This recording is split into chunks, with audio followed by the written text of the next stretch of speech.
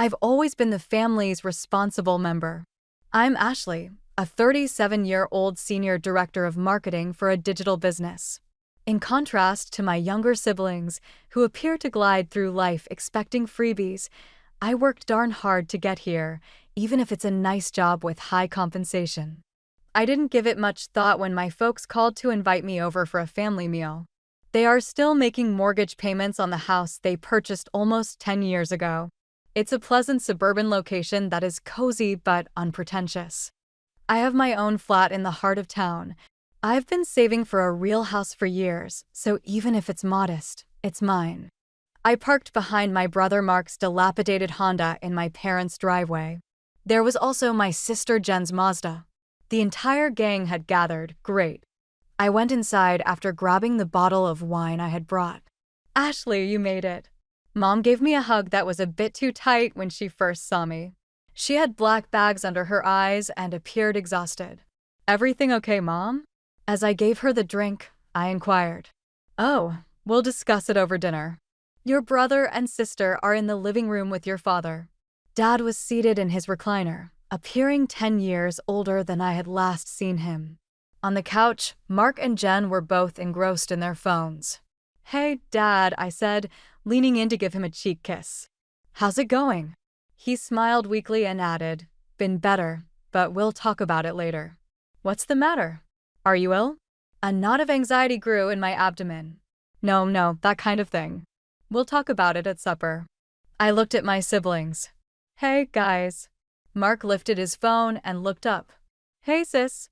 My brother was 28 years old and yet behaved like a teenager. Although he occasionally worked as a bartender, he mostly partied and dated a number of other women. Jen, 30, smiled briefly at me before going back to looking through Instagram. Nice attire. Aim. She constantly managed to turn praises into insults. She worked at a salon, but she never settled on a professional path and was always taking classes. We were summoned to the dining room by Mom. We all sat down as usual, with Mark and Jen on one side, Mom and Dad at the ends, and me on the other. I was skeptical right away since Mom had prepared my favorite dish, pot roast. There was undoubtedly a problem. As we served the dinner, we struck up a conversation. I saw my parents looking at each other. Dad cleared his throat after we had all begun eating. Kids, your mother and I need to talk to you about something. He spoke in a grave tone. Mom reached for his hand. We're having some financial difficulties.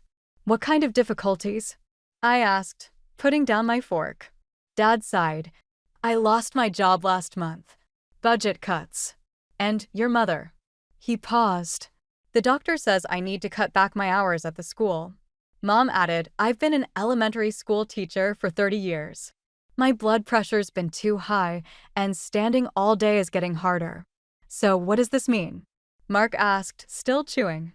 It means we're having trouble making our mortgage payments, Dad said. And the utilities. Everything, really. The table fell silent. Then slowly, everyone's eyes turned to me. I felt a chill run down my spine as I realized what was happening. We hate to ask, Mom began, her eyes welling up with tears. But we're family.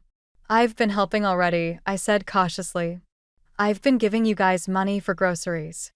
I paid for the new refrigerator last year, helped with the bathroom renovation. I looked at my siblings. And I've helped you both with rent when you needed it. Mark and Jen exchanged a glance. Yeah, but Ash, Jen said, leaning forward. You make way more than any of us, and these are our parents we're talking about. You've got that big promotion, Mark added. It's not like you need all that money. I sat there stunned. So you're saying I should take on their mortgage payments while you two do what exactly? Dad looked down at his plate. We're not asking forever, honey, just until I can find another job. We wouldn't ask if we weren't desperate, Mom added. I looked around the table at their expectant faces, my siblings, who I'd already bailed out countless times, my parents, who I loved despite everything. I knew I should stand my ground, but the words that came out of my mouth were, Okay, I'll help. The relief on their faces was immediate. The tension in the room dissolved as if I'd waved a magic wand. Mom's eyes lit up, and Dad sat straighter in his chair. I knew we could count on you, Ashley, Mom said, squeezing my hand across the table. You've always been our rock. The conversation shifted to lighter topics after that. Dad told jokes, Jen talked about a celebrity who'd come into her salon, and Mark bragged about some girl he was seeing. But I barely heard them. I was mentally recalculating my budget, watching my dream of owning a home slip further away. As I drove back to my apartment that night, I set up the recurring mortgage payment in my banking app. Family comes first, I told myself, even when they take you for granted. The weeks following that fateful dinner changed everything. What started as just the mortgage payment quickly snowballed into an avalanche of requests. My phone became a never-ending stream of financial emergencies from my family. Mom needed money for groceries. Dad's car needed repairs. The water heater broke. The property taxes were due. Each time, I transferred the money without argument. I told myself it was temporary, that things would get better once Dad found a new job. But as weeks turned into months, there was always a new crisis, a new expense.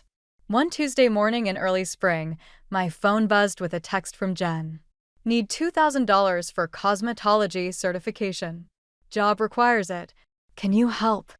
I stared at the screen, doing quick mental math. I'd already sent my parents $1,200 for the mortgage this month, plus another $450 for utilities. I'd given Mark $800 last week to fix his car's transmission. My savings account was dwindling faster than I could replenish it. I sighed and replied, I'll transfer it today. Her response was immediate. You're the best. I'll pay you back someday. We both knew she wouldn't. I opened my banking app and made the transfer. Then, I pulled up my budget spreadsheet. The numbers were bleak. At this rate, my dream of buying a house would remain just that, a dream. The money I'd been saving for years was now serving as my family's personal emergency fund. But family comes first, I reminded myself, even if they don't appreciate it. My birthday arrived in late April. I hadn't planned anything special, just a quiet evening at home with takeout and wine. I'd invited my family over, not expecting much, but hoping for at least a little celebration. Mom and Dad arrived empty-handed. Sorry, honey, no gift this year, Mom said as she kissed my cheek. You know how things are. We didn't want to give you something cheap. I swallowed my disappointment. No problem, I'm just glad you're here. Dad patted my shoulder and headed straight for my fridge to grab a beer. My doorbell rang again 20 minutes later. It was Mark with a woman I'd never seen before. Happy birthday, sis, he said, handing me a small package wrapped in newspaper. This is Tiffany. The woman gave me a quick wave. Nice place. I unwrapped Mark's gift, a keychain with a plastic cupcake dangling from it. The price tag was still attached, $4.99. Thanks, I said, forcing a smile. Do you have any food? Mark asked, already heading toward my kitchen. We're starving. I watched as he filled 2 plates with the pasta I'd ordered, then packed up a 3rd container with leftovers. We've got to run, he announced after they'd eaten. Tiffany's friend is having a thing. Can we take this? He held up the container of food. Before I could answer, they were heading out the door. Thanks for the food. Later. And they were gone. My phone pinged with a text from Jen. So sorry, can't make it tonight. Have a date. Happy birthday. I poured myself another glass of wine and sat down with my parents, who spent the next hour complaining about their financial struggles. The insurance went up again, Dad, and we need a new washer, Mom added. Ours is making that terrible noise again. I nodded, letting their hints wash over me without response. I'd given enough this month. When they finally left, I sat alone in my apartment, surrounded by empty takeout containers and dirty wine glasses. Some birthday. 2 more months dragged by. My bank account continued to shrink while my resentment grew. Then came the announcement. Mom and Dad were planning their 40th wedding anniversary celebration and wanted to do something special. They needed $5,000 for a venue and catering. I wanted to say no. I should have said no. But when Mom called with that pleading tone in her voice, talking about how they never had a proper celebration for any of their anniversaries, I caved. The day of the anniversary party arrived. The venue was beautiful, an event space downtown with elegant decorations and a catered buffet. I recognized faces from my childhood: aunts, uncles, cousins, my parents' old neighbors, and friends. Everyone was dressed in their finest, champagne glasses clinking as they celebrated my parents' 40 years together. I mingled with relatives I hadn't seen in years, answering the usual questions about my job and love life. No, no boyfriend. Yes, still at the same company. No, no kids yet.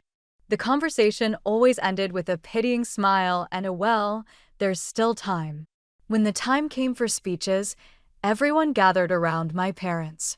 My father's sister gave a touching tribute to their enduring love. Old friends shared funny stories from their early years together. Then it was time for the children to speak. Mark went first, giving a rambling speech about what great parents they'd been, how they always supported his dreams. Jen followed, tearing up as she talked about their unconditional love and sacrifice. Then it was my turn. I kept it brief, congratulating them on 40 years and wishing them many more. They smiled politely and thanked me before turning their attention back to my siblings. During their response speech, my parents gushed about how proud they were of their children. They spoke at length about Mark's entrepreneurial spirit and Jen's artistic talent. I got a single mention, and Ashley, always so responsible. I plastered on a smile, ignoring the sting. I paid for this entire celebration, and I was barely an afterthought. Just as dessert was being served, my phone rang. It was my boss. I excused myself and stepped outside to take the call. There was an issue with a client presentation that needed immediate attention.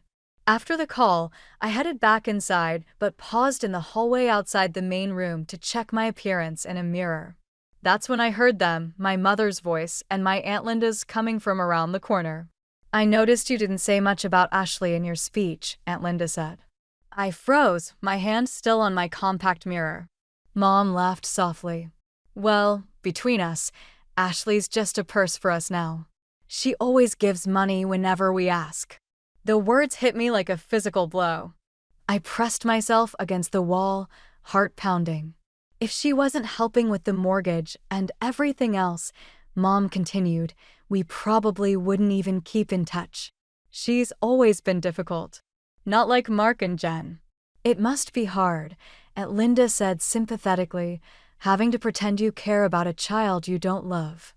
I stood frozen in the hallway, my mother's words echoing in my head. Ashley's just a purse for us now. My own mother had just admitted she didn't love me, that she only kept in touch because of my money. Everything I believed about my family was crumbling around me. "Have you and Robert updated your will lately?" Aunt Linda asked, changing the subject. "Done it last year," Mom replied casually. "The house and everything else will be split between Mark and Jen. Ashley's not included." I pressed my hand against my mouth to stifle a gasp. Not only did they see me as an ATM, but they'd also deliberately cut me out of their will. After I'd been paying their mortgage, the house I was helping them keep would never be partly mine. I heard them moving, heading back to the party. I slipped into the ladies' room to avoid them, locking myself in a stall until I could breathe normally again. My hands shook as I checked my reflection in the mirror. Somehow I looked the same. How could I look the same when everything had changed? I returned to the party, moving like a ghost through the crowd. No one noticed when I collected my purse and jacket. No one saw me slip out the door. I drove home in a daze, my mind replaying my mother's words on a loop. At home, I poured myself a large glass of wine and opened my banking app. With clinical detachment, I scrolled through months of transactions, adding up everything I'd given my family: the mortgage payments, the utilities, the loans to my siblings that were never repaid, the anniversary party. It was staggering, nearly $30,000 in the past few months alone. And for what? To buy the affection of people who didn't even like me? With a decisive tap, I canceled the scheduled mortgage payment. Then I went to bed, feeling oddly calm for the first time in months. I slept deeply without waking to check my phone for family emergencies. The next week passed in strange silence. No calls from my parents, no texts from my siblings begging for money. They hadn't even noticed I'd left the party early. They didn't care enough to check if I was okay.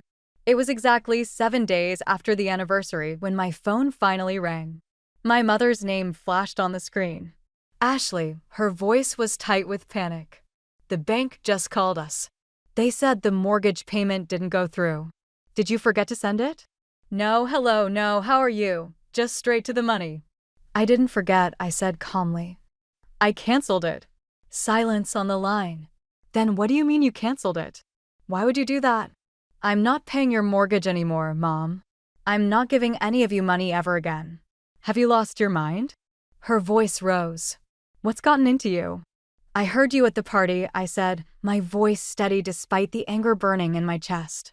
I heard what you said to Aunt Linda, that I'm just a purse to you, that you don't even love me. You misunderstood, she stammered. I didn't mean. And I heard about the will, I continued. How you're leaving everything to Mark and Jen, nothing to me, even though I'm the one paying to keep your house. You're overreacting, she said, her tone shifting from panic to condescension. Family helps family. That's what we do. No, that's what I do. Mark and Jen don't help. You and Dad don't help.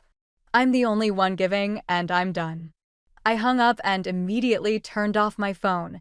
When I turned it back on hours later, there were dozens of missed calls and messages, Mom, Dad, Mark, Jen, all suddenly very interested in talking to me.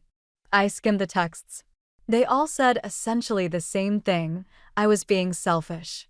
I was overreacting. I had money to spare, so why wouldn't I help? They were struggling while I lived comfortably. I owed them. I blocked their numbers. For 3 blessed days, I had peace. Then, on Saturday morning, a pounding on my apartment door jolted me awake. I checked through the peephole and saw them all standing there, Mom, Dad, Mark, and Jen. Ashley, we know you're in there. Dad called through the door. Open up. We need to talk. I have nothing to say to any of you, I replied, standing firmly on the other side of the locked door. Please leave. We had to borrow money to make this month's payment, Mom cried, her voice breaking. We could lose the house. My health isn't good, Dad added. Do you want us to be homeless? Why don't Mark and Jen help? I asked. They're getting the house in your will after all. How can you be so selfish? Jen shouted. You're just a bitter old maid with nowhere to spend your money anyway. Her words stung, but everything I already knew. I was nothing to them but a checkbook. Leave now or I'm calling the police, I said firmly.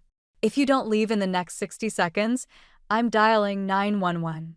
I heard muttered curses, then footsteps retreating from my window. I watched them get into Dad's car and drive away. I thought that would be the end of it, but they weren't done yet. The calls started coming from other relatives. Cousins, aunts, uncles. All with the same message. Family is above all.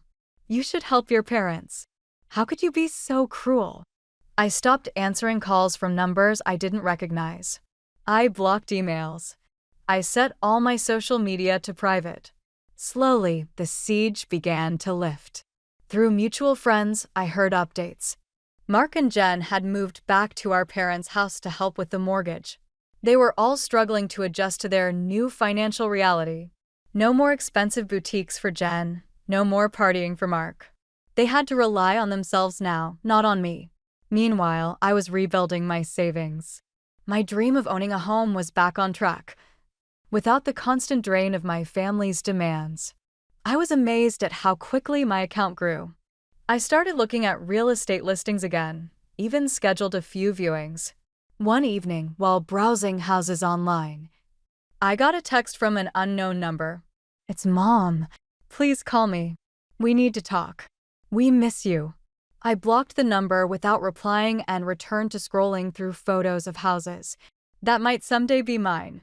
Houses where I'd never have to open the door to people who saw me as nothing but a means to an end. 3 months passed without contact from my family. I settled into a peaceful routine, focusing on my career and myself. For the first time in years, I started therapy, trying to understand why I'd allowed my family to use me for so long. My therapist helped me see that I'd been buying their love with money, hoping that if I gave them enough, they'd finally value me the way they valued Mark and Jen. But their love had never been for sale, because they never intended to sell it to me. By month 4, I'd made a big decision. I put my apartment on the market, and it sold quickly for a good price. Between the sale proceeds and my revitalized savings, I had enough to make a serious offer on a nice house in a good neighborhood. It had a cozy backyard with mature trees and space for the garden I'd always wanted.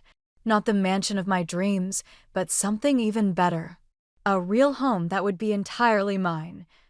Bought with money I'd earned and saved without sacrificing my dignity. The morning after my offer was accepted, my phone rang with yet another unknown number. Against my better judgment, I answered. Ashley, it was my father's voice, softer than I'd heard it in years. Please don't hang up. What do you want, Dad? I asked, keeping my tone neutral. We're having a really hard time, he said. Your mother and I. The bank is threatening foreclosure. Mark and Jen are trying, but they can't cover it all. I'm sorry to hear that, I said, meaning it. Despite everything, I didn't want them to suffer. But I can't help anymore. We made a mistake, he admitted. Your mother and I have been talking. We've changed our will. The house will be split 3 ways now, equal shares for all our children. And there it was. Not an apology, but a bribe. They weren't sorry for how they treated me. They were offering me a share of a house that might be foreclosed on anyway, in exchange for my continued financial support. That's not why I stopped helping, Dad, I said quietly. It was never about the will. It was about being taken for granted. It was about Mom saying she doesn't even love me, that I'm just a wallet to all of you. She was upset that day, he protested weakly. She didn't mean it. She sounded pretty clear to me, I replied. And none of you have apologized. You're only calling because you need money again. The silence confirmed my suspicion. I have to go, Dad. I just bought a house, my house. I hope things work out for you all. I hung up and blocked the number. The attempts to contact me continued, growing more desperate. As their financial situation worsened, they sent messages through coworkers, neighbors, even had someone slip a note under my door. Each time, the focus was on what they needed, what I could give them, never on how they'd hurt me or how they could make amends. Through mutual friends, I learned they'd had to take out a second mortgage to avoid foreclosure. Mark had finally gotten a full-time job at a warehouse. Jen had given up on cosmetology and was working as a receptionist. My parents had sold their second car and were cutting expenses wherever they could. I felt a complicated mix of emotions. Sadness that they were struggling. Satisfaction that they were finally facing reality. Guilt that I wasn't helping. Relief that I'd broken free from their manipulation. But mostly, I felt proud of myself for standing my ground. 6 months after cutting ties, I moved into my new house. It wasn't enormous, but it was in a nice neighborhood with good sidewalks and friendly neighbors. Every square inch was mine, paid for with money I'd earned and saved without sacrificing my self-respect. I painted the walls my favorite colors, bought furniture I loved, and planted flowers in my cozy backyard, creating the sanctuary I'd always dreamed of having. As I was unpacking in my new home, my doorbell rang. I opened it to find a delivery person with a large envelope. Inside was a formal invitation to my cousin Emma's wedding, along with a handwritten note. I know things are difficult with the family right now, but I'd love to have you there. No pressure. I'd always been close to Emma. She was one of the few relatives who hadn't taken sides in the family drama. I called her that evening. Thanks for the invitation, I said. I'm not sure if I should come. Will my parents be there? With honesty, she stated, of course they will. But I want you to be there because this is my day. I can put you in a seat distant from them. Will they try to corner me? I can't handle another ambush. I've told everyone that there won't be any family turmoil during my wedding. My fiancé's brothers would escort anyone who attempts anything. They're both former football players, she said, laughing. I thought about it. Perhaps it was time for me to take back my position within the extended family, according to my own wishes. I'll be there, I made the decision. The wedding was stunning. Emma kept her promise and sat me at a table among my close relatives and old school pals. Throughout the evening, I glimpsed glimpses of them. Mark in an apparently too large suit, Jen without her typical fashionable accessories, and Mom and Dad appearing older and more reserved. I went outside to get some fresh air during the reception and saw my mother in person. She said, "Ashley," with obvious astonishment. "You look well." "Thanks," was my response. "You too." We were awkwardly silent for a while. When she eventually responded, "I heard you bought a house." "Yes, I purchased a lovely home with a backyard after selling my apartment. It is ideal for me." She looked down at her hands and nodded. "Now we are doing better. Jen is returning to school, Mark was promoted, and this time, something useful." "I'm glad," I answered with sincerity. She said, "We miss you," in a quiet voice. When I truly looked at her, I saw an elderly woman who had made bad decisions and was dealing with the fallout, not the cunning mother who had called me a purse. I said, "I miss who I thought you all were. But I don't miss being used." She winced, but made no protest. "Will you ever forgive us?" she yelled after me as I turned to head back inside. I stopped to think about what she was asking. "Maybe someday," I responded, "but not today."